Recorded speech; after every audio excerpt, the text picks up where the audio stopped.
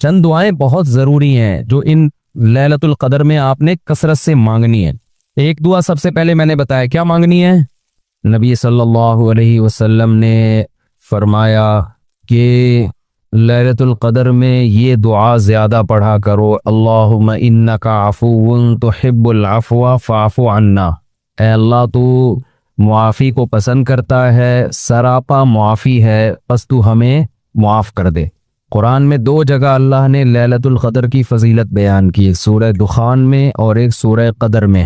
سورہ دخان میں کہا انا انزلناہ فی لیلۃ مبارکہ، ہم نے اس قرآن کو نازل کیا برکت والی رات میں، اور سورہ قدر میں ہے انا انزلناہ فی لیلۃ القدر، ہم نے قدر کی رات میں اس کو نازل کیا۔ اور دونوں جگہ قرآن میں ہے تنزل الملائکۃ والروح فیہا من کل امر باذن ربہم من کل امر، کہ فرشتے اس رات میں اللہ کے حکم کو لے کر نازل ہوتے ہیں۔ اور سورہ دخان میں کہا فیہا یفرق کل امر حکیم، ہر حکمت والے فیصلے اس رات میں کیے جاتے ہیں۔ تو یہ سب لیلۃ القدر کے بارے میں ہے، اس کو لوگ شب برات پر لے جاتے ہیں۔ اور قرآن میں ہے خیر من الف شہر، 1000 مہینے سے بہتر ہے۔ تو اس لیے لیلۃ القدر کو تلاش کرنا چاہیے، ہمیں متعین طور پر وہ بتائی نہیں گئی ہے، بتایا گیا تھا نبی صلی اللہ علیہ وسلم کو، لیکن آپ کو بلا دیا گیا۔ اس میں حکمتیں ہیں، مصلحتیں ہیں۔ بڑی حکمت یہ ہے کہ اگر بتا دی جاتی تو ہم رمضان کے آخری عشرے میں پوری میں عبادت نہ کرتے، پورے سال سوتے رہتے، پورے رمضان سوتے رہتے، اور خاص اس رات کو کچھ اللہ اللہ کر لیتے۔ اور یہ بھی خطرہ تھا بتا دی جاتی تو اس میں گناہ کا عذاب بھی 1000 گنا، سینکڑوں گنا بڑھ جاتا، پھر حجت تمام ہو جاتی، پھر کوئی گناہ گار یہ نہیں کہہ سکتا تھا کہ بھئی مجھے کیا پتا تھا آج لیلۃ القدر ہے، تو بڑا عذاب آ سکتا تھا اللہ کا، کوئی اس رات میں گناہ کرتا۔ تو اس لیے اللہ کی حکمت نے اس بات کا تقاضا کیا کہ اس رات کو چھپا دیا جائے۔ اب امکانات ہیں، پہلی بات تو رمضان میں ہوگی، اتنی بات تو تقریباً یقینی ہے۔ دوسری بات رمضان کے آخری عشرے میں ہوگی، یہ بھی تقریباً یقینی ہے۔ اب آخری عشرے میں پھر ہمیں یقینی نہیں بتایا کون سی رات، یہ بتا دیا گیا کہ طاق راتوں میں، یعنی 21ویں رات، 22ویں رات، 23ویں رات، 24ویں، 25ویں، 27ویں اور 29ویں، ان راتوں میں امکان زیادہ ہے۔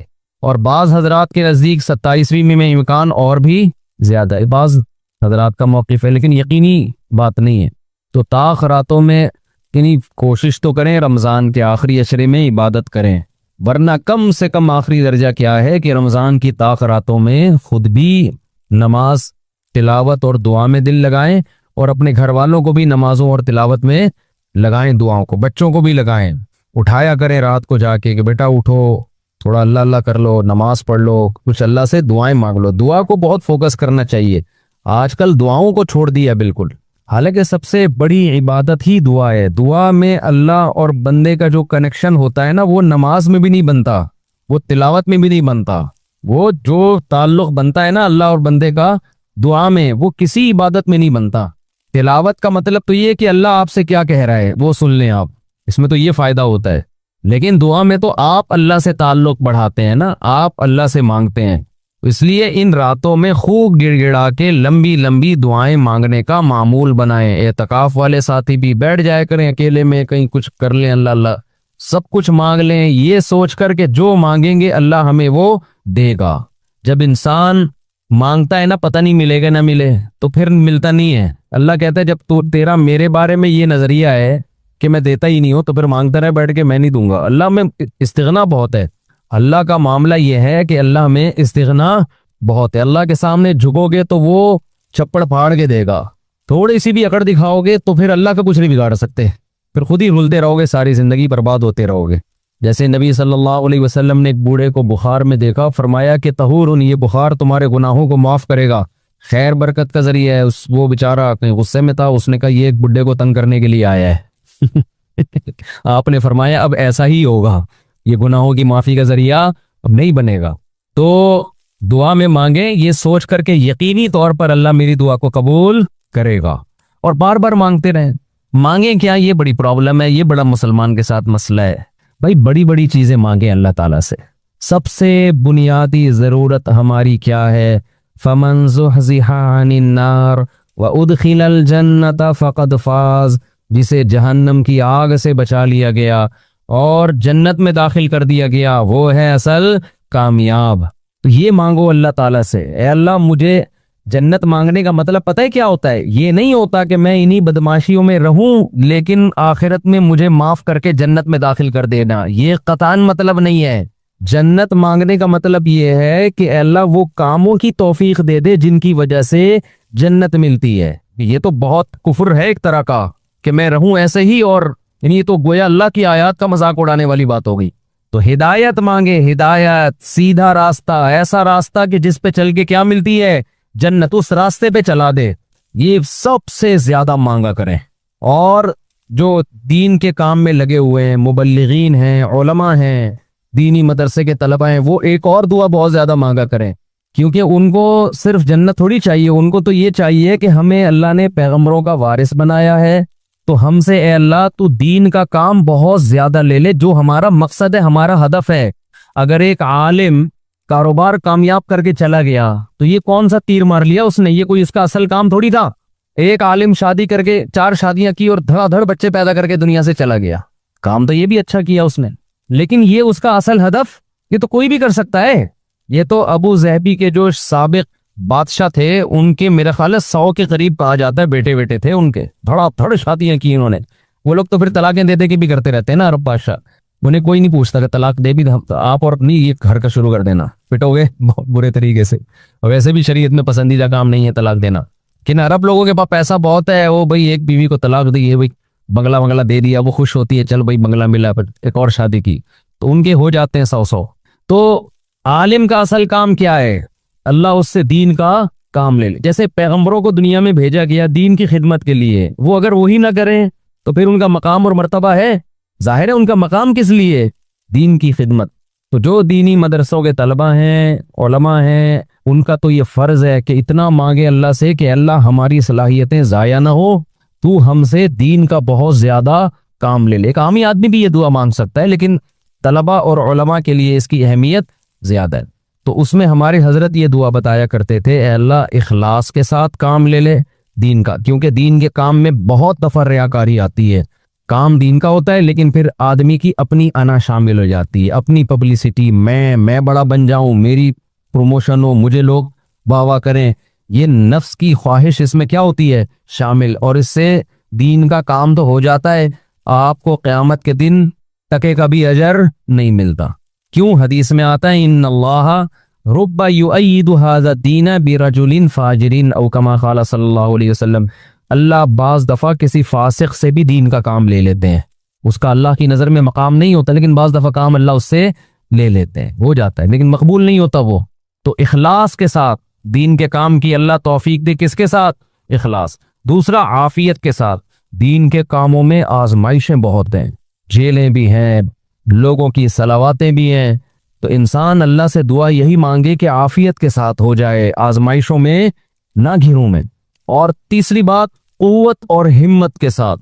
قوت الگ چیز ہے، ہمت الگ، پاور بھی ہو میرے پاس کام کی، کمزور آدمی دنیا میں کام نہیں کر سکتا، تو کام بھی قوت کے ساتھ ہو، پاور کے ساتھ، جاندار کام ہو، کچھ کر کے جاؤں دنیا سے، لوگ کہیں بھائی، لوگ کہیں نہ کہیں، اللہ کہے کہ کچھ کر کے گیا ہے۔ لوگ کو بعض دفعہ پتہ ہی نہیں ہوتا، کر کوئی اور رہا ہوتا ہے، کیش کوئی اور کرا رہا ہوتا ہے، تو اللہ کو پتہ ہے، اللہ کہے کہ واقعی تو کچھ کر کے آیا ہے۔ اور چوتھا، ہمت کے ساتھ۔ طاقت ہوتی ہے، بہت سے طاقتور ہم نے دیکھے ہیں سستی کی وجہ سے کام نہیں کر رہے ہوتے، پوستیوں کی طرح پڑے رہتے ہیں، وہ پاور بھی ہوتی ہے، بولنے کی طاقت، چلنے کی طاقت، دوڑنے کی طاقت، لیکن کیا ہر دوڑنے والا دوڑتا بھی ہے؟ اس کے لیے ہمت بھی تو چاہیے نا۔ کمزور میں ہمت ہوتی ہے، طاقت نہیں ہوتی۔ طاقتور میں، یعنی اگر کمزور میں ہمت ہو، طاقت نہ ہو، وہ بھی کسی کام کا نہیں۔ آپ میں طاقت ہے مگر ہمت نہیں ہے، آپ بھی کسی کام کے نہیں ہیں۔ تو ہمت کے ساتھ، تو یہ 4 الفاظ کے ساتھ دعا مانگا کریں، اے اللہ دین کی خوب خوب خدمت لے لے، اخلاص کے ساتھ، عافیت کے ساتھ، قوت اور ہمت کے ساتھ، اتنی خدمت کہ میں دین کے کاموں میں کسی سے پیچھے نہ رہوں، کیونکہ مقابلہ کمپٹیشن ہے۔ پہلے میں کبھی یہ دعا مانگتا تھا، بلکہ میں کیا، ہمارے ایک دوست تھے، وہ انہوں نے ہمارے شیخ کو خط لکھا کہ میں یہ دعا مانگتا ہوں، اے اللہ میں دینی کاموں میں سب سے آگے نکل جاؤں، سب کو پیچھے چھوڑ دوں میں، اور نے فرمایا یہ سب کو پیچھے چھوڑنے والی دعا ٹھیک نہیں ہے. وہ کہیں گے ہمیں کیوں دعا میں ہرا رہا ہے, تو اپنے لیے مانگنا. یہ ایسا ہی ہے جیسے آپ کہہ رہے ہو اللہ مجھے اتنا پیسہ دے کہ وسیم سے زیادہ دے دے مجھے, وسیم مجھ سے پیچھے رہ جائے. تو وسیم کہے گا تو اللہ سے جتنا پیسہ مانگ, مجھے کیوں پیچھے کر رہا ہے اپنے, میں نے تیرا کیا بگاڑا ہے بھائی. تو حضرت نے دعا کے الفاظ چینج کروائے, ان سے کہا یوں نہ مانگا کرو کہ میں سب کو پیچھے چھوڑ دوں, بلکہ یوں دعا مانگو میں کسی سے پیچھے نہ رہوں, مجھے اپنے آگے نکلنے کی فکر ہے, دوسروں کو پیچھے چھوڑنے کی نہیں ہے. تھوڑی سی ورڈنگ صحیح کر لو اپنی. تو یہ دو دعائیں بہت مانگا کریں. اپنی اولادوں کے لیے مانگ لیں, مجھے ایسی اولاد دے دے جو نیک اور صالح ہو, دین کی خدمت کرے. اللہ کی نظر میں دیکھو آپ کی اولاد مالدار ہے نا, آپ تو خوش ہوتے ہو میرا بچہ کتنا بڑا مال. اللہ کی نظر میں اس کی ویلیو 2 ٹکے کی بھی نہیں ہے. اگر اللہ کی نظر میں ان پیسوں کی, گاڑی بنگلے کی کوئی 2 ٹکے کی حیثیت ہوتی نا, تو موسیٰ کلیم اللہ کو اللہ سب سے زیادہ مال دیتا, سب سے زیادہ مال. اور فرعون تانے کیا دیتا تھا حضرت موسیٰ کو, مسکین, اس کے ہاتھ میں سونے کے کنگن نہیں ہے, میرے ہاتھ میں سونے کے کنگن, میرے پاس باغات جن کے نیچے نہریں بہتی ہیں, موسیٰ کے پاس کچھ بھی نہیں ہے, مسکین. آپ اپنی اولاد کو چاہتے ہو کروڑ پتی بن جائے, دولت مند بن جائے, یہ بھب ہے بھائی مسافر خان ہے, لعنت بھیجو یار. بن جائے تو ٹھیک ہے, میں نہیں کہہ رہا ہوں ان کو غریب لاوارث چھوڑ کے جاؤ, فوکس کس کو کرو بھائی, نیک بن جائے, دیندار بن جائے, پرہیزگار بن جائے. اگر پرہیزگار بن گئی نا, اللہ پہ اعتماد اور تعلق ہو گیا, سوکھے ٹکڑوں میں بھی آپ کی اولاد خوش رہے گی. اور اگر پرہیزگار نہیں بنی تو میں نے کروڑ پتی باپ کو دیکھا ہے جس نے کروڑوں روپے کی جائیدادیں بچوں کے لیے تیار کی, اور وہی بچے باپ کو صبح شام ٹینشن بھی دے رہے ہیں اور خود بھی ڈپریشن کی گولیاں کھا رہے ہیں, وہ دین نہ ہونے کی وجہ سے. تو لیلۃ القدر میں کیا دعائیں مانگنی ہیں؟ 2 دعاؤں کو فوکس زیادہ کرنا ہے. ایک ہدایت اپنے لیے بھی, اپنے ماں باپ کے لیے, بیوی اور بچوں کے لیے, اپنے بہن بھائیوں کے لیے, اور ان کے ازواج اور ان کی اولاد. یہ آپ کا فیملی بھی کیا ہو گئی, کمپلیٹ. یوں دعا مانگے, اے اللہ عافیت والی زندگی دے, سیدھے راستے پہ چلا دے مجھے, میرے والدین کو, والدین میں باپ دادا سب آ گئے, نانا نانی سب آ گئے, میرے والدین کو, میرے بیوی بچوں کو, میرے بہن بھائیوں, ان کی ازواج اور ان کی اولاد کو. ازواج میں شوہر اور بیوی دونوں آ گئے ہیں, تو یہ آپ کی فیملی کیا ہو گئی, کمپلیٹ. تو یہ سب کے لیے دعا کر دی. تو چند دعائیں, اب موضوع چل پڑا ہے تو میں بتا دیتا ہوں جو مانگنی چاہیے, کیونکہ ہمارے یہاں دعا ہی نہیں, عجیب اس طریقے سے دعائیں مانگی جا رہی ہوتی ہیں. چند دعائیں بہت ضروری ہیں جو ان لیلۃ القدر میں آپ نے کثرت سے مانگنی ہے. ایک دعا سب سے پہلے میں نے بتایا کیا مانگنی ہے, ہدایت. بلکہ اس سے بھی پہلے اپنے گناہوں کی مغفرت, کیونکہ گناہ دعا کی قبولیت میں آڑ بنتے ہیں. اللہ کہتے ہیں تو میری تو کچھ بھی نہیں مانتا اور اپنی مجھ سے منوا رہا ہے, میں جب تجھے آزمائش میں ڈالتا ہوں تو کچھ بھی نہیں کرتا. تو پہلے اللہ سے معذرت کریں, معافی مانگے, جو میرے گناہ ہو چکے معافی چاہتا ہوں, میں اقرار کرتا ہوں میں غلط ہوں, تو میرے گناہوں کو کیا کر دے, معاف. یہ بار بار مانگے اللہ سے, یہی ہے انکا عفو تحب العفو فاعف عنا. اور دل میں نیت کریں اللہ میں تجھ سے وعدہ کرتا ہوں آئندہ میں گناہ نہیں کروں گا. شیطان ایسے موقع پہ کہے گا ابے تو کر لے گا تو کیوں جھوٹے وعدے کر رہا ہے, تو شیطان کو بولیں تو اور میں جانوں اللہ جانے تجھے کباب میں ہڈی بن کے تجھے کیا تکلیف ہو رہی ہے. یہ شیطان نا ایسے موقع پہ یہ کرواتا ہے تاکہ منہ سے بات بھی اچھی نہ نکالو آپ. شیطان آئے گا اور کہے گا کہ بھائی تو دعائیں مانگ رہا ہے کہ تو میں دوبارہ نہیں کروں گا, تو نے کرنا تو ہے یہ کام دوبارہ, کیوں اپنے آپ کو دھوکہ دے رہا ہے. تو آپ شیطان سے کیا بولو, بھائی میرا معاملہ اللہ کا معاملہ, تیرے کو بیچ میں تکلیف کیا ہو رہی ہے. جیسے میں جب شادی کر رہا تھا تو لوگ محلے والے کہہ رہے تھے مفتی صاحب کو کیا ہو گیا, پھر تیسری شادی کر رہے ہیں. تو ایک صاحب نے کہا بھائی اپنے خرچے پہ کر رہے ہیں, لڑکی کے ابا راضی ہیں, تو آپ کو تکلیف کیا ہو رہی ہے. ان کے گھر والوں کو ہو تو سمجھ میں آتا ہے. تو یہی بات شیطان کو سمجھا دیا کرے, صحیح ہے. یہ وسوسے ڈالتا ہے شیطان عمل سے روکنے کے لیے. تو بھائی جب بعد میں خدا نخواستہ ہو گیا تو دوبارہ توبہ کر لیں گے. اب یہ تھوڑی کہ اگر ہونے کا خطرہ ہے تو ہم کوئی اچھا کام ہی نہ کریں, باقی اچھے عمل بھی چھوڑ دیں اس چکر میں کہ ہم سے تو گناہ ہو جاتا ہے تو ہمیں کیا بھائی, ہو جاتا ہے تو جب ہوگا تو دیکھا جائے گا, ابھی تو نہیں ہو رہا نا, ابھی تو جذبہ نہیں کریں گے بس. تو پہلے کیا کرنا ہے, گناہوں سے توبہ, اس کے بعد ہدایت کی دعا. سب سے بڑی ضرورت کیا ہے, سیدھے راستے پر چلنے کی توفیق. اس میں اپنے لیے, بیوی بچوں کے لیے, اپنے والدین اور بہن بھائی اور ان کی ازواج اور اولاد, یہ پورا بڑے بڑے رشتے کور ہو گئے اس میں, ٹھیک ہے نا. پھر تیسرے نمبر پر دین کی خدمت کی دعا کہ اللہ ہم سے دین کا بہت کام لے لے, کیونکہ علماء کے لیے تو سب سے بڑا کی فضیلت ہی یہی ہے کہ اللہ ان سے دین کی خدمت لے لے. وہ دنیا میں کاروبار کے لیے نہیں ہے, شادیوں کے تو ایک ضمنی چیز ہے, اس کے لیے شادیوں کو پروموٹ کرنے کے لیے ضرور ہے، کیونکہ وہ بھی دین کا ایک حصہ ہے۔ کبھی ہمارے حضرت مفتی رشید احمد صاحب کہتے تھے علماء کو خود شادیاں نہ کرو، لوگوں کو ترغیب دو۔ لوگ کہتے تھے حضرت جب ترغیب کیسے دیں جب خود نہیں کہے گا، خود کرو گے تو دین کے کام کے قابل نہیں رہو گے، اتنے جھگڑے ہوں گے نا کہ بس اسی کام کے رہ جاؤ گے اور کسی کام کے نہیں رہو گے۔ تو البتہ یہ سنت ہے ضروری تو لوگوں کو ترغیب دو، لیکن وہی بات ہے کہ ایسے ترغیب دیں لوگ کہیں گے خود کر نہیں رہا۔ تو اس لیے ہم نے کہا کہ آدھی بات آپ کی لیں گے، آدھی ہم اپنی لیں گے۔ ہم نے حضرت کی آدھی بات لی کہ لوگوں کو ترغیب دو، دوسری جو تھی نا خود نہیں کرو، یہ والی نہیں لی ہم نے، ٹھیک ہے نا، خود بھی کریں گے، ٹھیک ہے۔ تو دوسری دعا کیا کرنی ہے؟ اے اللہ دین کا کام مجھ سے بہت زیادہ لے لے۔ تاجر ہے وہ بھی دعا کر سکتے ہیں، دین کا کام لے لے، اللہ اس کے مال سے مدارس بنوا دے، مسجدیں بنوا دے، یتیم خانے کھلوا دے، تو کتنی بڑی بات ہے۔ چوتھی دعا عافیت کی، یہ نہ مانگا کرے اللہ مجھے مال و دولت دے دے، اے اللہ میری تنخواہ 2 کروڑ کروا دے، اس طرح کی دعائیں یہ جزیات ہیں، ہدف کو فوکس کرنا چاہیے۔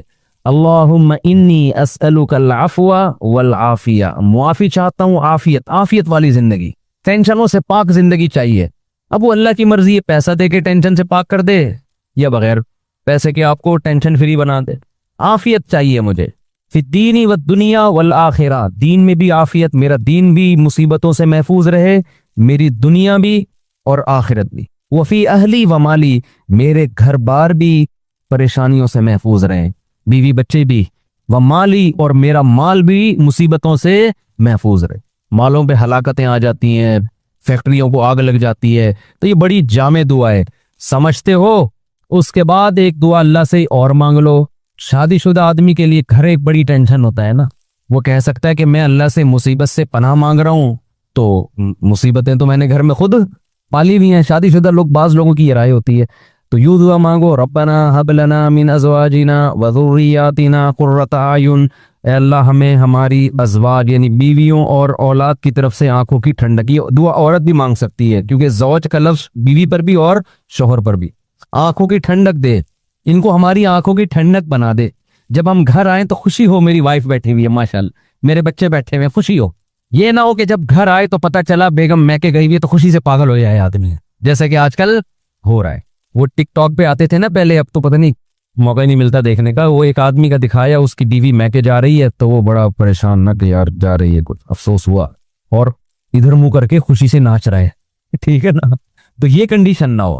اے اللہ ہمارے گھر والوں کو اور اولاد کو ہمارے لیے آنکھوں کی ٹھنڈک۔ آنکھوں کی ٹھنڈک کا یہاں مطلب یہ ہے کہ ان کو نیک بنا دے۔ ان کو کیا بنا دے؟ نیک، شریف، شرفا، نماز روزے میں لگے ہوئے ہوں، گھر جاؤ تلاوت کا ماحول ہو، دعاؤں میں لگے ہوئے ہوں، تلاوت کر رہے ہوں، تو جس کی فطرت صحیح ہو اسے یہ عمل دیکھ کر اس کی آنکھیں کیا ہو جاتی ہیں؟ ٹھنڈی۔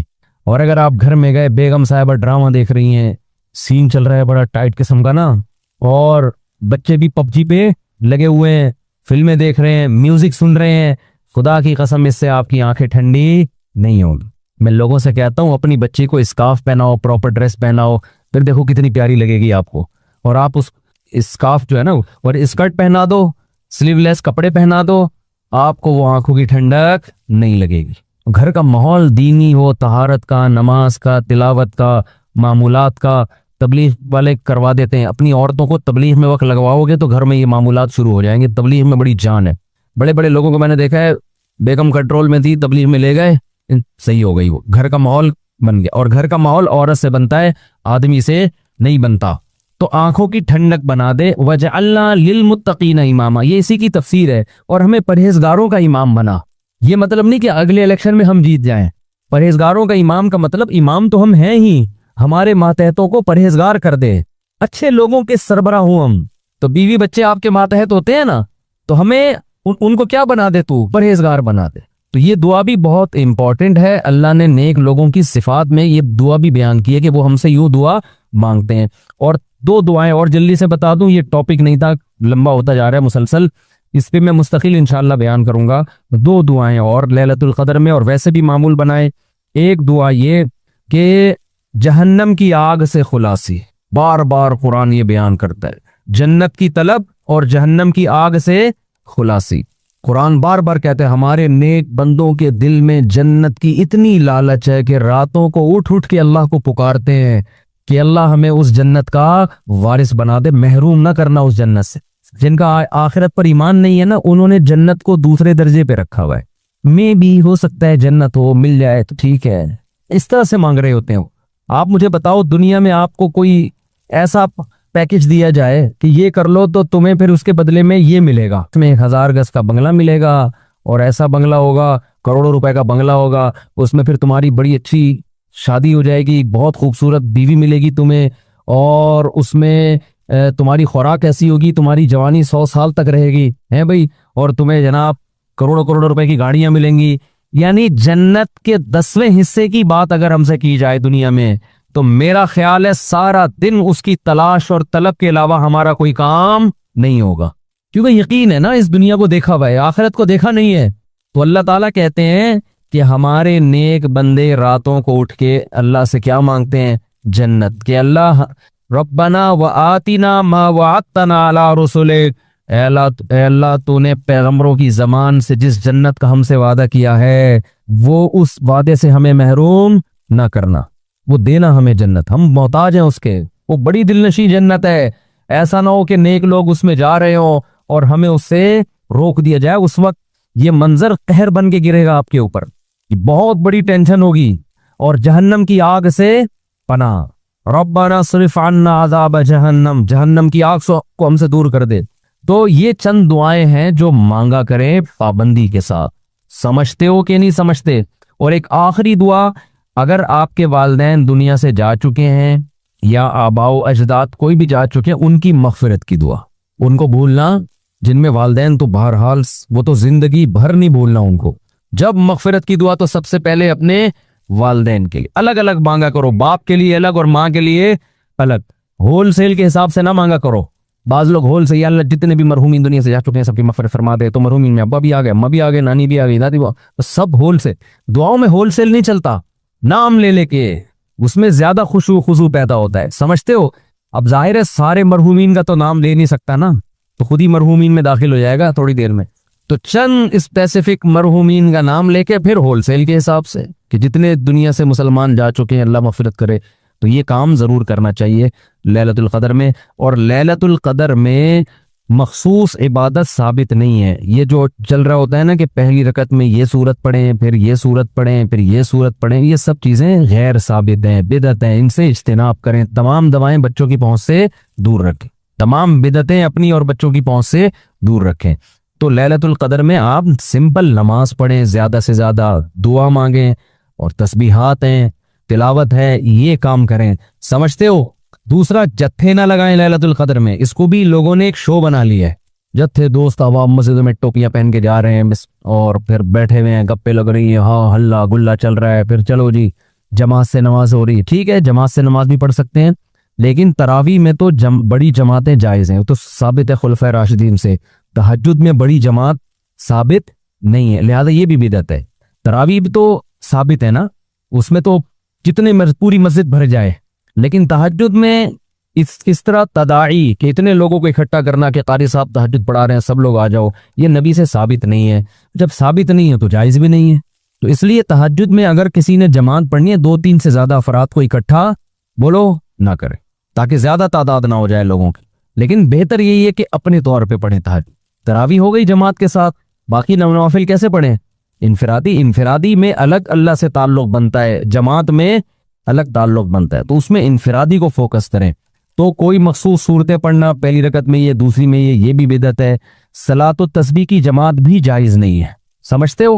صلاۃ التسبیح انفرادی طور پر تھوڑا سا اختلافی مسئلہ ہے، جمہور علماء کے نزدیک سنت ہے، بعض کچھ علماء ایسے بھی گزرے ہیں جو صلاۃ التسبیح کو نہیں سنت مانتے، وجہ اس کی یہ ہے کہ وہ کہتے ہیں اس بارے میں کوئی بھی صحیح حدیث موجود نہیں ہے، لیکن چونکہ روایات کی کثرت ہے، اور کثرت سے جب روایات ہوتی ہیں تو درجہ حسن تک حدیث پہنچ جاتی ہے، اس بیس پر بہت سے علماء کی رائے یہی ہے کہ پڑھ لینی چاہیے۔ تو جو اختلافی مسئلہ ہو اس میں اگر کوئی بھی رائے رکھتا ہے تو اس میں شدت جائز نہیں ہے، سمجھتے ہو کہ نہیں سمجھتے؟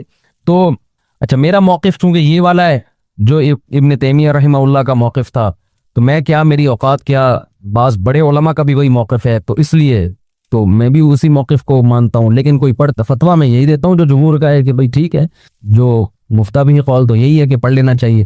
عبداللہ بن مبارک، علامہ ناصر الدین البانی رحمہ اللہ نے اس مسئلے میں عبداللہ بن مبارک کی تقلید کی ہے، ان کی نظر میں بھی اس بارے میں کوئی حدیث صحیح نہیں ہے، لیکن چونکہ عبداللہ بن مبارک سے اس کی سنیت منقول ہے تو انہوں نے اس مسئلے میں تقلید کی ہے، کس کی؟ عبداللہ ابن مبارک کی، کہ اتنے بڑے آدمی پڑھتے تھے تو ٹھیک ہے۔ تو خیر کہاں سے لمبی بات چلی گئی، تو لیلۃ القدر میں دعائیں مانگنی ہیں اور گناہوں سے معافی۔ تو گناہوں سے معافی میں گناہ دماغ میں ہوں گے تو معافی مانگے گا نا، تو پہلے اپنے گناہوں کے بارے میں سوچنا بھی ہے کہ میرے اندر خرابیاں ہیں کیا۔ تو there are two types of خرابیز، خرابیوں کی کتنی قسمیں ہیں؟ دو، ایک اللہ سے معاملہ ٹھیک نہیں ہے، ایک اللہ کے بندوں سے۔ تو اللہ سے جو معاملہ ٹھیک نہیں ہے، فرض نماز آپ کے ذمے، روزے آپ قضا کر رہے ہیں، بد نظری کر رہے ہیں، سود کھا رہے ہیں، زنا کر رہے ہیں، انٹرنیٹ پر فحش فلمیں دیکھ رہے ہیں۔ ایک غیر مسلم لڑکا ہے جو دل سے اسلام کو مانتا ہے اور اللہ کو بھی مانتا ہے، لیکن اس نے جا کر باقاعدہ اسلام قبول نہیں کیا جان کے خوف سے۔ اگر اس نے کسی مسلمان لڑکی سے نکاح کر لیا تو کیا اس کا نکاح ہو جائے گا؟ دیکھیں، دل سے اسلام کو ماننا، اللہ کو ماننا، اس سے انسان مسلمان نہیں ہو جاتا جب تک کہ زبان سے اقرار نہیں کرتا۔ قرآن کہتا ہے وَجَحَدُوا بِهَا وَاسْتَيْقَنَتْهَا أَنفُسُهُمْ ظُلْمًا وَعُلُوًّا، کہ فرعونیوں نے جو ہے نا انکار کیا موسیٰ علیہ السلام کا، حالانکہ دل میں وہ یقین تھا کہ موسیٰ علیہ السلام اللہ کے پیغمبر ہے۔ تو زبان سے بھی اقرار کرنا پڑے گا جب اسلام میں داخل ہوتا ہے۔ غیر مسلم کو یہ کہنا پڑے گا کہ میں اپنا پچھلا مذہب چھوڑتا ہوں اور اسلام میں داخل ہوتا ہوں۔ تو ہاں، یہ الگ بات ہے کہ اناؤنس کرنے میں، اس کو یعنی پبلکلی اناؤنس کرنے میں، اگر اس کو جان کا خوف ہے تو پبلکلی اناؤنس نہ کرے، لیکن اب جہاں لڑکی سے شادی ہو رہی ہے وہاں بتا دے کہ میں اسلام قبول کر چکا ہوں، اور احتیاطاً سرٹیفکیٹ بھی بنوا لے۔ تو اس میں جو ہے اس کا اگر وہ اقرار کر لیتا ہے کہ میں مسلم ہوں اور بتا دے بھائی میں اناؤنس اس لیے نہیں کر رہا کہ مجھے جان کا خوف ہے، تو پھر اس کو مسلمان ہی سمجھا جائے گا۔ لیکن اس میں یہ ہوتا ہے کہ بعض دفعہ لڑکیاں بتاتی ہیں کہ جی جس سے ہم شادی کرنا چاہتی ہیں وہ غیر مسلم ہے جو اسلام قبول کر چکا ہے لیکن اناؤنس نہیں کر رہا۔ میں کہتا ہوں بھائی اللہ تو اس کے دل کی حالت کو جانتا ہے، آپ کو کیا پتا؟ کیونکہ ایسے کیسز آئے ہیں کہ وہ دل سے مسلمان نہیں ہوا تھا، اس نے زبان سے کہہ دیا اور اناؤنس کر نہیں رہا وہ، تو بعد میں پتہ چلا وہ تو ابھی بھی غیر مسلم ہی ہے۔ تو ہم کسی کے دل کے حالات پر فتویٰ نہیں دے سکتے، لیکن شریعت نے معاملات کرنے میں، جب کسی سے آپ کوئی معاملات کریں گے نا، نکاح بھی تو ایک معاملہ ہے، تو اس میں پھر شریعت نے احتیاط کا حکم دیا ہے۔ مفتی صاحب، میں جب بھی اللہ کو یاد کرتا ہوں شیطان کوئی نہ کوئی رکاوٹ ڈال دیتا ہے، نماز پڑھنا بھی مشکل ہو جاتی ہے۔ نماز پڑھنا شروع کرتا ہوں تو کسی نہ کسی انسان کا چہرہ آتا رہتا ہے، جب اللہ کو یاد کرتا ہوں تب بھی کسی انسان کا چہرہ آ جاتا ہے۔ برائے مہربانی اس کا حل بتائیں۔ اس کا حل یہ ہے کہ آنے دیں، جو آ رہا ہے آنے دیں، آپ اس کی ٹینشن نہ لیں، اس کو دور کرنے کی کوشش کریں گے تو یہ اور آئیں گے۔ جو اللہ نے آپ کے ذمہ کام لگایا ہے نا، وہ آپ کام میں لگے رہیں، اور جو خیالات آ رہے ہیں ان کو آنے دیں، بھگائیں بھی نہیں ان کو۔ تو آپ کا جب اللہ کا ذکر ہے، آپ تسبیح لے کے اللہ کو یاد کریں، نماز پڑھیں، بس نارملی جیسے سب مسلمان کرتے ہیں آپ بھی کرتے رہیں، اور جو آڑے ترچے خیالات آ رہے ہیں نہ ان کو نکالنے کی کوشش کریں، نہ ان کو زبردستی لانے کی کوشش کریں، ٹینشن لینا چھوڑ دیں تو ختم ہو جائیں گی۔ دیکھو ہم اسکول میں نا کسی بچے کو چھیڑتے تھے، اللہ معاف فرمائے، تو جو چڑھتا تھا نا اس کو زیادہ چھیڑا جاتا تھا۔ کسی کو کہہ دیا موٹو موٹو، اب اس کو غصہ آ رہا ہے تو پھر سب بچے اس کو پکڑ کے چھیڑتے تھے، موٹو موٹو موٹو۔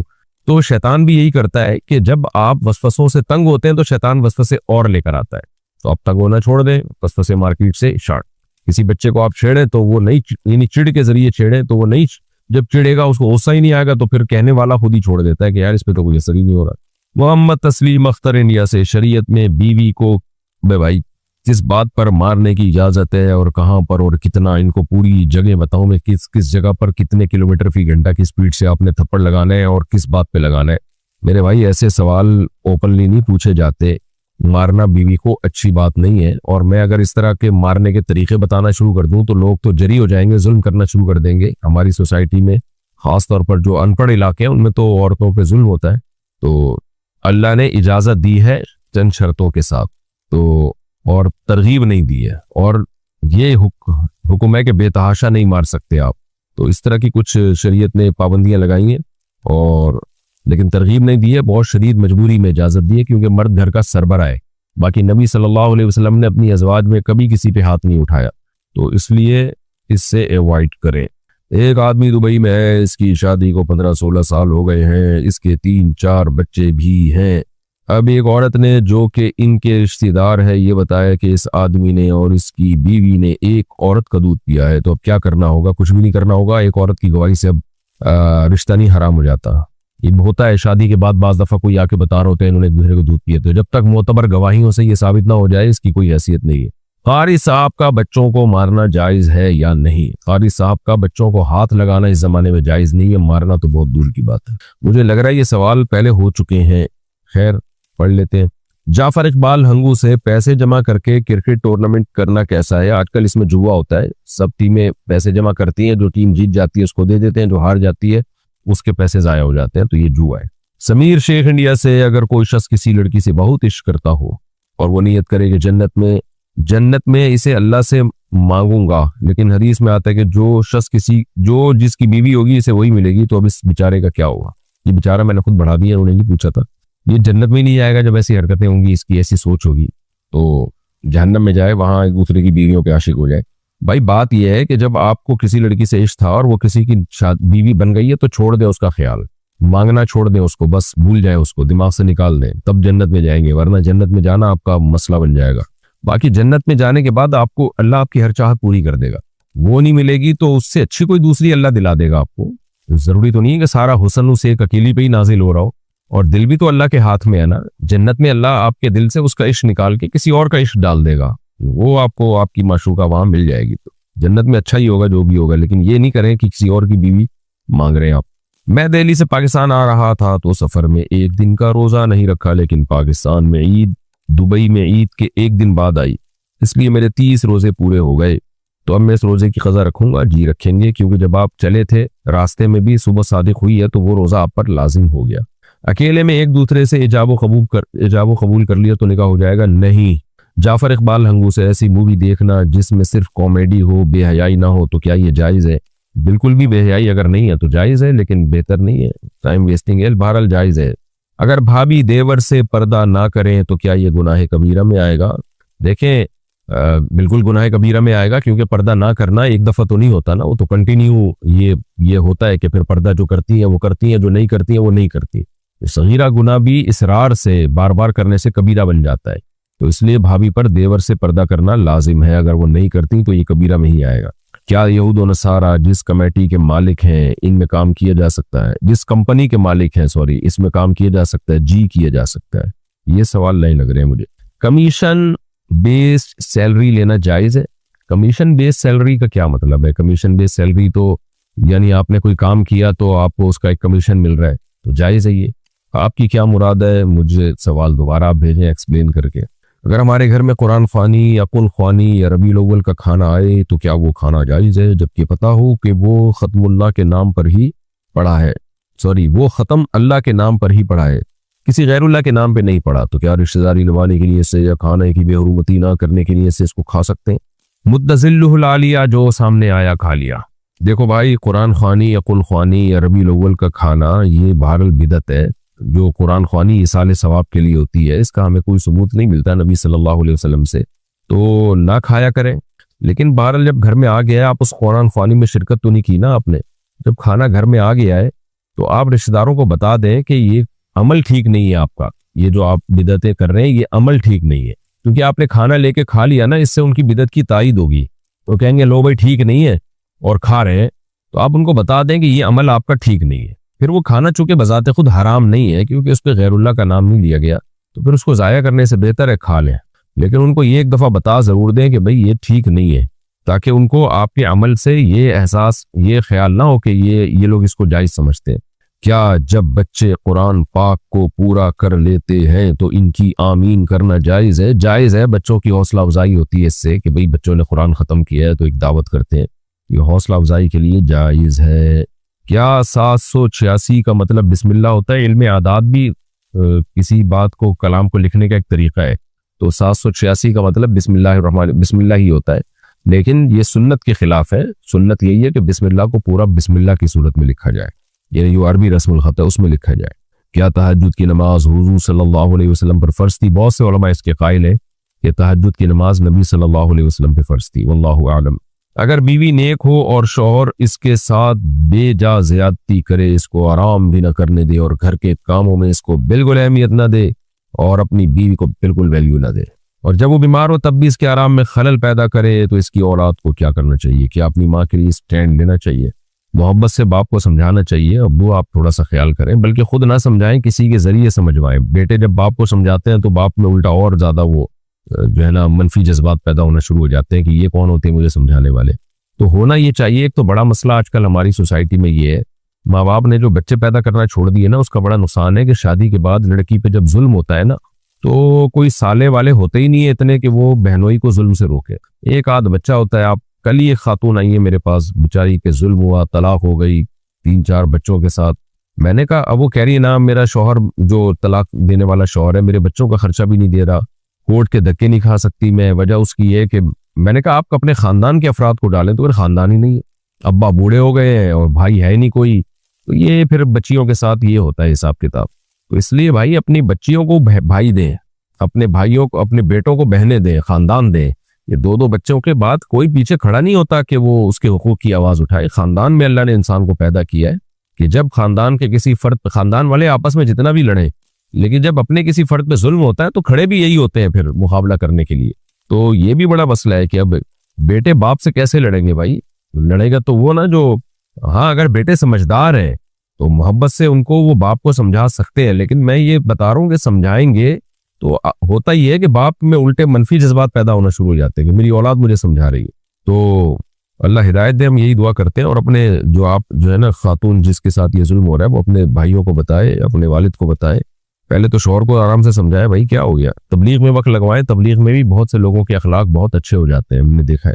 اگر منہ میں نسوار ہو تو ذکر کر سکتے ہیں، بالکل کر سکتے ہیں. اگر شوہر زنا کرتا ہو تو اس کے ساتھ رہنا جائز ہے. عورت اپنی مجبوری دیکھے کہ اس سے علیحدگی لے کے جائے گی کہاں. اچھے شوہر مارکیٹ میں ویسے ہی کم اویلیبل ہیں آج کل، اور پھر رشتہ اس سے کوئی اچھا آدمی کرے گا کہ نہیں کرے گا، تو اس لیے جائز ہے. لیکن بہرحال یہ بڑی تکلیف دہ بات ہے عورت کے لیے. کیا ذکر کے لیے وضو کرنا ضروری ہے؟ نہیں. یوٹیوب سے کمائی کھانا جائز ہے یا نہیں؟ اس پہ میں 20 دفعہ کلپ ریکارڈ کروا چکا ہوں. جائز ہے، لیکن کچھ رقم آپ صدقہ کر دیں، چند فیصد. فجر کی اذان سے کتنی دیر پہلے تک تہجد پڑھ سکتے ہیں؟ تہجد کا تعلق اذان سے نہیں ہے، صبح صادق سے ہے. صبح صادق سے پہلے آپ تہجد پڑھ سکتے ہیں، صبح صادق کے بعد نہیں پڑھ سکتے. اذان اگر ٹائم پہ ہوتی ہے، صبح صادق پہ ہوتی ہے، تو پھر اذان سے پہلے پڑھ لیں. اذان ہی لیٹ ہو رہی ہے تو پھر صبح صادق کا ٹائم دیکھا جائے گا. محمد نثار پور سے، ماں باپ بد دعا دینے کے بعد توبہ کر لیں تو کیا ان کی بد دعا قبول ہوگی؟ اللہ سے امید کی جا سکتی ہے کہ انشاءاللہ قبول نہیں ہوگی وہ بد دعا اگر انہیں توبہ کر لی ہے. باقی یہ بہت برا عمل ہے ماں باپ کا اولاد کے لیے بد دعا کرنا.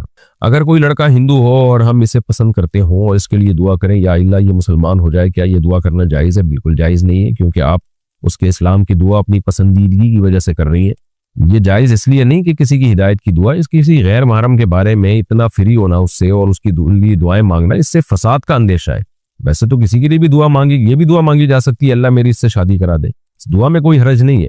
لیکن نوعمر جوان لڑکیوں کا کسی شخص کو ذہن میں رکھ کر اتنا زیادہ اس کو، اور خاص طور پہ وہ غیر مسلم ہے، یہ غیرت اور حمیت کے بھی خلاف ہے اور فتنوں میں پڑنے کا اندیشہ ہے. آپ اس کا خیال دل سے نکال دیں. بس آپ جنرلی دعا مانگا کریں اللہ جتنے بھی غیر مسلم ہیں سب کو ہدایت دے. اسپیسیفک اس کا نہ بولیں کہ اللہ جتنے بھی غیر مسلم ہیں بشمول مائیکل کے اللہ سب کو ہدایت دے، یہ نہ کیا کریں آپ. تو اللہ نے جس کو ہدایت دینی ہوگی دے دے گا، آپ اس کا دماغ سے تصور نکال دیں. ہماری تھوڑے دن پہلے کسی سے لڑائی ہو گئی تھی، پھر ہم نے اس سے اپنا دل صاف کر لیا، لیکن ہماری بات چیت نہیں ہوئی. لڑائی سے پہلے کبھی کبھار بات چیت ہو جایا کرتی. اچھی رپورٹ پیش کی آپ نے ماشاءاللہ. کیا یہ قطع تعلق میں آئے گا؟ بات چیت جھجک کی وجہ سے نہیں ہوتی. کون تھا وہ جس سے لڑائی ہوئی تھی؟ آپ نے کوئی ڈیٹیل ہی نہیں بتائی ہے. اگر کوئی قریبی رشتہ تھا تو منا لینا چاہیے. بعض دفعہ یہ ہوتا ہے کہ قریبی رشتے کو فوراً منانے میں زیادہ لڑائی کا اندیشہ ہوتا ہے تو تھوڑا ٹائم گزرنے دے. لیکن اگر کوئی اجنبی ہے تو بس سلام دعا رکھیں، باقی زیادہ فری ہونے کی ضرورت نہیں ہے. اور اگر اسی دوران دوستی ہو جائے تو ٹھیک ہے. بھائی یہ کیسے سوال ہیں؟ باپ اپنی بیٹی کو کتنی عمر تک محبت کے ساتھ چھو سکتا ہے؟ دیکھیں جب چھوٹی بچی ہو تو پھر تو کوئی حرج نہیں ہے. جب بچی جب تھوڑی بالغ کے ہونے کے قریب ہو جائے تو پھر حیا کے خلاف ہے یہ کہ اس کے گالوں پہ چومنا، یہ حیا کے خلاف ہے.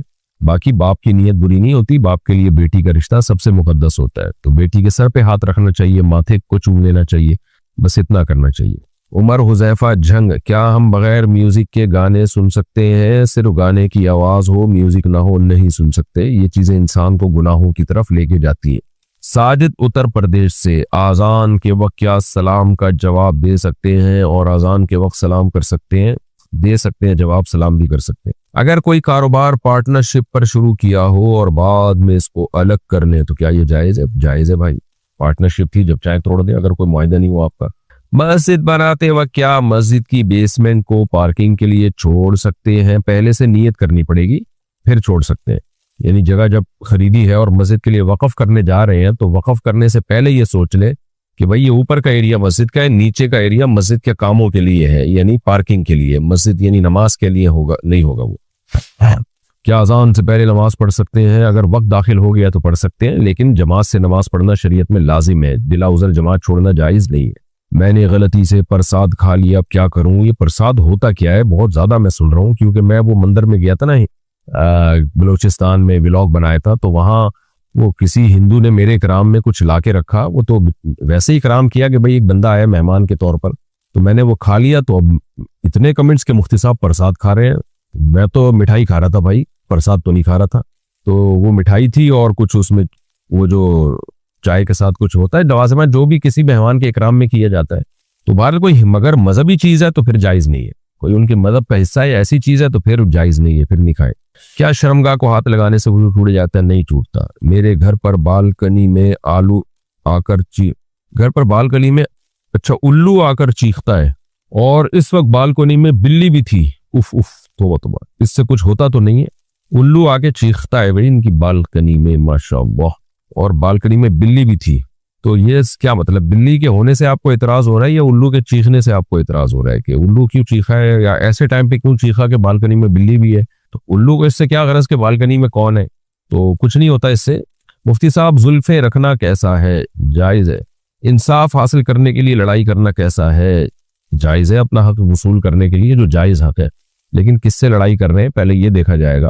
ابا سے لڑ رہے ہیں، اماں سے لڑ رہے ہیں، تو ہر ایک کا شریعت میں احترام ہے، تو ایسا نہیں ہے۔ ہاں یہ ضرور ہے کہ قتل کرنا بہرحال جائز نہیں ہے کسی کو، یہ بھی ذہن میں رکھیں، تو ویسے پھڈا کر کے اپنی رقم نکلوانا یہ تو جائز ہے، اس کے بغیر نکلتی بھی نہیں ہے۔ وہ ہم سوال نہ پوچھا کریں، پوری بات پوچھا کریں کہ اس کام کے لیے لڑنا جائز ہے یا نہیں۔ شیراز شمسی انڈیا سے اگر ہندو سفر سے آیا ہو، لکھا اتنا چھوٹا چھوٹا، اگر بندہ سفر سے آیا ہو اور بہت تھکن ہو تو کیا فرض نماز بیٹھ کر پڑھ سکتے ہیں؟ نہیں، صرف تھکن ہے، کوئی ایسا عذر نہیں ہے کہ فرض نماز آپ بیٹھ کے پڑھ لیں، وہ کھڑے ہو کے پڑھنا پڑے گی، فرض بھی وتر بھی۔ کسی کے انتقال کے بعد قبر پر بہت ساری اگربتیاں جلاتے ہیں، عمل کیسا ہے؟ حرام ہے، ناجائز ہے۔ عمیر احمد سعودی عرب سے اگر فرض نماز کی تیسری رکعت میں سورہ فاتحہ کے بعد کوئی آیت وغیرہ پڑھ لی تو کیا سجدہ سہو کرنا پڑے گا؟ اور اگر سجدہ سہو کر لیا تو کیا نماز ہو جائے گی یا نماز لوٹانی پڑے گی؟ دیکھیں، فرض کی تیسری چوتھی رکعت میں قرات نہیں ہے، بس سورہ فاتحہ ہے، لیکن اگر کس نے قرات کر لی، جان کے بھی کر لی، تو بھی کوئی گناہ نہیں ہے، اس سے سجدہ سہو نہیں ہوتا۔ تو اگر سجدہ سہو کر لیا تو بھی کوئی گناہ نہیں ہے، لیکن کرنا نہیں چاہیے تھا، لیکن نماز بہرحال ہو گئی ہے۔ اگر ہمیں چکن پاکس ہوئے ہوں اور احتلام ہو جائے تو پھر ہم کیا کریں؟ نہانے سے نقصان ہوگا؟ احتلام کا مطلب بہت سے لوگ نہیں سمجھتے، نائٹ فال کو کہتے ہیں احتلام۔ تو چکن پاکس نکلے میں احتلام ہو جائے تو چکن پاکس میں وہ پانی بہت زیادہ نقصان دیتا ہے، ہم نے خود ڈاکٹروں سے یہ بات سنی ہے، تو ایسی صورت میں تیمم کر کے نماز پڑھ لیں۔ نور قطر، کیا بیویوں کو نماز کے لیے مار سکتے ہیں؟ اگر وہ نماز نہ پڑھیں تو بیویوں سے پوچھیں، مجھ سے نہ پوچھیں یہ مسئلہ۔ ہمارے ایک عزیز کا انتقال ہو گیا، ان کے مرنے سے کچھ دن پہلے ان کے گھر سے بدبو آ رہی تھی جو صرف انہی کو آ رہی تھی، اس کا کیا مطلب؟ اور اب ان کی اولاد ان کے لیے کیا کر سکتی ہے؟ ان کو جب بدبو آ رہی تھی انہوں نے بتایا بھی کہ بدبو آ رہی ہے اور آپ نے اس بدبو کو دور کرنے کی کوشش نہیں کی، ہو سکتا ہے اسی کی ٹینشن لے لی ہو انہوں نے، تو خیر اس سے کچھ بھی نہیں ہے بھائی، بس ان کے لیے دعا کریں، مغفرت کی دعا جو نارمل میت کے لیے، مردوں کے لیے ہوتی ہے، اصال ثواب کریں، یہی کریں۔ اس بدبو آ رہی تھی نہیں آ رہی تھی اس بحث میں نہ پڑے۔ مجھے فجر کی نماز میں شک ہوا جب میں جماعت سے نماز پڑھ رہا تھا کہ میں نے سجدے میں پتہ نہیں کچھ پڑھا کہ نہیں، تو میں نے اکیلے میں سجدہ سہو کر لیا جب امام نے سلام پھیرا، تو کیا میری نماز ہو گئی یا لوٹانی پڑے گی؟ پہلی بات، سجدے میں اگر کچھ بھی نہ پڑھیں تو بھی سجدہ سہو نہیں ہوتا۔ دوسری بات یہ کہ امام کے پیچھے جب کسی سے غلطی ہوتی ہے تو بھی سجدہ سہو نہیں ہوتا۔ میرے ہسبینڈ کو یو کے گئے ہوئے 2 سال ہو گئے، وہ مجھ سے رابطہ بھی رکھتے ہیں، کیا ان کے لیے اس طریقے سے جانا جائز ہے؟ اگر میاں بیوی جوان ہیں تو پھر جائز نہیں ہے، 2 سال بیوی کی پرمیشن کے بغیر اتنا دور رہنا یہ جائز نہیں ہے۔ محمد وسیم ابو ظہبی سے، میرے ایک دوست کی لاٹری نکلی ہے، کیا میں اس سے وہ رقم قرض حسنہ کے طور پر لے کر اس سے کاروبار کر سکتا ہوں؟ کیا یہ جائز ہے ناجائز؟ حرام ہے، ناجائز ہے بھائی، شکیل صاحب چکوال سے، کیا اسٹیٹ لائف انشورنس کرنا جائز ہے یا نہیں؟ اگر کوئی شخص کسی بھی نماز میں امام کے ساتھ دوسری یا تیسری رکعت میں شامل ہو اور پھر آخری رکعت میں تشہد کے بعد غلطی سے درود شریف بھی پڑھ لے تو کیا اس پر سجدہ سہو واجب ہوگا؟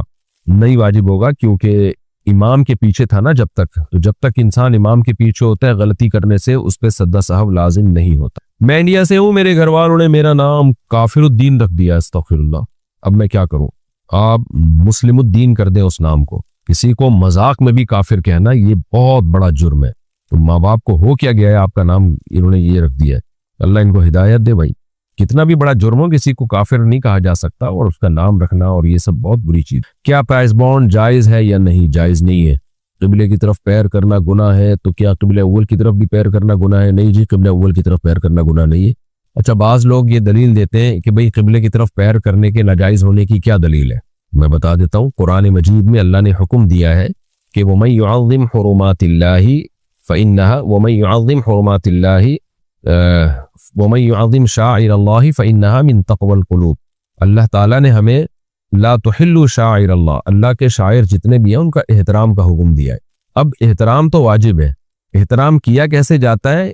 تو اس شریعت انگلی پکڑ کے ہر چیز میں نہیں بتاتی، بلکہ شریعت ایک اصول اور ضابطہ بتاتی ہے کہ بھئی احترام کرنا ہے، تم نے کرنا کیسے یہ ہمیں عرف بتاتا ہے۔ اس کی مثال ایسے ہے جیسے اللہ نے ہمیں ماں باپ کے احترام کا حکم دیا، احترام کیسے کرنا ہے؟ اب یہ ہر چیز ہمیں گائیڈ نہیں کی جائے گی، اس میں ہمیں بہت ساری چیزیں عرف بتاتا ہے۔ مثال کے طور پر آپ کے ابا بیٹھے ہوئے اور آپ نے ان کی طرف پاؤں کر کے بیٹھ گئے، آپ تو ابا کہیں گے بیٹا ٹانگیں ہٹاؤ، یہ کیسے میری طرف پاؤں پھیلائے ہوئے ہیں؟ تو آپ کے ابا قرآن میں کہاں لکھا ہے کہ ابا کی طرف پاؤں پھیلانا منع ہے؟ ابا کہے گا بیٹا قرآن میں یہ تو ہے نا ابا اما کا احترام کرو، ہاں جی یہ تو ہے، لیکن پاؤں پھیلانے کا تو نہیں ہے نا۔ تو بیٹا کسی کی طرف پاؤں پھیلانا ہی بے ادبی ہے۔ تو اس لیے بیت اللہ کی طرف رخ ہم کرتے ہیں، اسی رخ پہ ہم سجدہ کرتے ہیں، یہی سوچ کے کہ ادھر ہی بیت اللہ اسی طرف ہے، تو اس جہت کے ہمیں اس سمت کے ہمیں احترام کا حکم دیا گیا ہے۔ تو اس لیے بیت اللہ کی طرف پاؤں پھیلانا جائز نہیں ہے۔ جو یہ کہے کہ جائز ہے اس سے دلیل پوچھے کہ کہاں لکھا ہے حدیث میں کہ بیت اللہ کی طرف پاؤں پھیلانا جائز ہے۔ یہاں پر بعض لوگ ایک دلیل یہ دیتے ہیں کہ نبی صلی اللہ علیہ وسلم نے بیت اللہ کی طرف پشت کر کے اپنی نشست رکھی تھی، جس میں آپ بیت اللہ کی طرف پشت کر کے بیٹھتے تھے۔ تو بھائی پشت کرنا ہے نا، پشت کرنا تو جائز ہے اور ضرورت بھی ہے، کیونکہ پشت کرنے کو ہی حرام ناجائز قرار دے دیں پھر تو زندگی گزارنا ناممکن ہو جائے گا، مشکل ہو جائے گا۔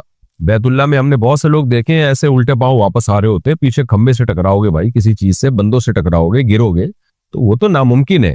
تو ایسا ادب جس کا کرنے میں بہت حرج ہو تو وہ شریعت نے اس کو، یعنی وہ ادب پھر ادب نہیں ہوتا، وہ ایک ٹینشن بن جاتی ہے۔ تو قبلے کی طرف پاؤں رکھ کرنا اس میں تو کوئی ضرورت نہیں ہے، آپ موڑ لیں پاؤں، تھوڑا سا دائیں بائیں کر لیں، ہاں جہاں ضرورت ہو وہاں جائز ہے۔ اب جیسے اسپتالوں میں پیشنٹ لیٹے ہوئے ہوتے ہیں، اب ان کا رخ ہی قبلے کی طرف ہوتا ہے پاؤں کا، وہ یعنی اس بستر کا، اب اس بستر کو دائیں بائیں کرنا بہت مشکل ہوتا ہے، پورا اسپتال کا سیٹ اپ خراب ہوتا ہے، تو پھر ٹھیک ہے بھائی اسی کی طرف رکھ لیں، پھر مجبوری ہے۔ آپ معذور ہیں، آپ سے پاؤں فولڈ نہیں ہوتے نماز میں، بیٹھ کے نماز پڑھ رہے ہیں تو پاؤں قبلے کی طرف کر لیں۔ تو جہاں ضرورت ہو وہاں بلا کراہت جائز ہے، جہاں ضرورت نہ ہو تو پھر بیت اللہ قابل تعظیم ہے، اس کی طرف پاؤں کرنا یہ بے ادبی ہے، اس سے اجتناب کرنا لازم ہے۔ اور جو کہے نا کہ بیت اللہ کی طرف پاؤں کرنا ناجائز ہے، اس کی دلیل کیا ہے؟ آپ اس سے پوچھیں جائز ہے، اس کی دلیل کیا ہے؟ شوہر نے اپنی بیوی کو 2 دفعہ کہا تم میری طرف سے آزاد ہو، اور اس کی بیوی حمل میں تھی، پھر ایک مولوی صاحب سے مسئلہ پوچھا تو انہوں نے کہا آئندہ ایسے نہ کہنا، اس کے علاوہ کچھ نہیں کہا۔ پھر اس کے بعد کچھ عرصے کے بعد شوہر نے اپنی بیوی کو کہا تم مجھ پر حرام ہو، لیکن حرام کے لفظ سے طلاق دینا مقصد نہیں تھا، بلکہ یہ کہنا مقصد تھا میں تم سے مستری نہیں کروں گا۔ کیا 3 طلاقیں واقع ہو گئی ہیں؟ جب بول دیا نا تم میری طرف سے آزاد ہو، تو اس سے پہلے کلام کیا چل رہا تھا، بات چیت کیا چل رہی تھی وہ بتائیں۔ اور اگر کوئی بات چیت نہیں چل رہی تھی، بالکل آرام سے بیٹھے بیٹھے کہہ دیا تم میری طرف سے آزاد ہو، تو میری طرف سے کا جو لفظ اس نے کہا نا یہ واضح قرینہ ہے کہ یہ طلاق ہی ہے۔ تو ایسا کلام طلاق کے علاوہ کسی اور معنی میں مستعمل نہیں ہوتا، اور اس سے ہوتی بھی پھر صریح طلاق ہے، پھر یہ کنایہ کے طور پہ نہیں ہے۔ تو اس لیے پھر اس سے 2 طلاقیں واقع ہو گئی، میری طرف سے تم آزاد ہو۔ اگر پیچھے کوئی کلام چل رہا تھا وہ بتائیں مجھے، اگر کچھ بھی نہیں تھا بیٹھے بیٹھے ویسے ہی بولا ہے تم میری طرف سے تم آزاد ہو، تو میری طرف سے کا جو دیکھیں آزاد کے لفظ سے طلاق نہیں ہوتی، یہاں ہے میری طرف سے، یہ ایک الگ جملہ ہے۔ تو صرف کسی نے اپنی بیوی کو کہہ دیا تم آزاد ہو، اس سے نہیں ہوگی، اس میں تو اس کی نیت پوچھی جائے گی۔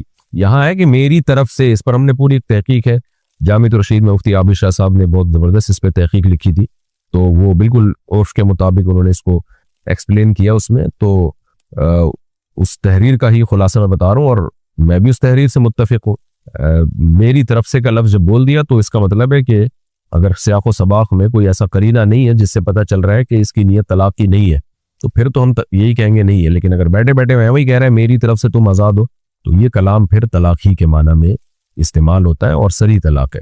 تو اس سے 2 طلاقیں واقع ہو گئی ہیں، اور جب تیسری دفعہ کا تم مجھ پر حرام ہو تو حرام کا لفظ میں یہ کہنا کہ میری مراد ہم بستری تھی یہ بھی ظاہر کے خلاف ہے۔ حرام کا لفظ ہمارے عرف میں نکاح توڑنے ہی کے معنی میں استعمال ہوتا ہے، کسی اور معنی میں استعمال نہیں ہوتا، اس لیے حرام کا لفظ بھی صریح طلاق ہے۔ تو اس طرح 3 طلاقیں واقع ہو گئی ہیں، لیکن پھر بھی طلاق کا مسئلہ ہے، شوہر کو چاہیے جو بات چل رہی تھی بیوی کے سامنے اس کو پوری تفصیل لکھ کے دوبارہ سوال بھیجے، استفتاء کرے۔